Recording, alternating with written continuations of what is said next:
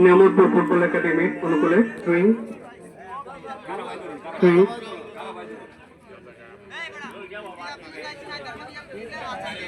আবারও থ্রোয়িং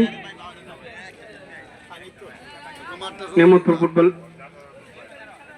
একাডেমির বিপক্ষে থ্রোয়িং নেবে কিশোরগঞ্জ ফুটবল একাডেমি। কিশোরগঞ্জ নতুন করে ফুটবল একাডেমি পক্ষে থ্রোয়িং নিচ্ছে।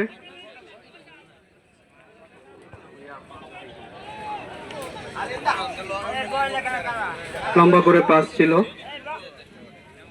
সহজে গোলরক্ষক বল সংগ্রহ করেছে, লম্বা করে বল বাড়িয়েছে নিয়ামতপুর ফুটবল একাডেমি প্লেয়ারের উদ্দেশ্যে।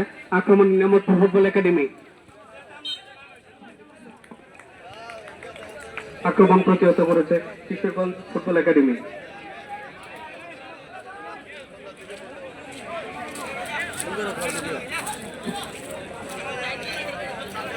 একটা করে আনছো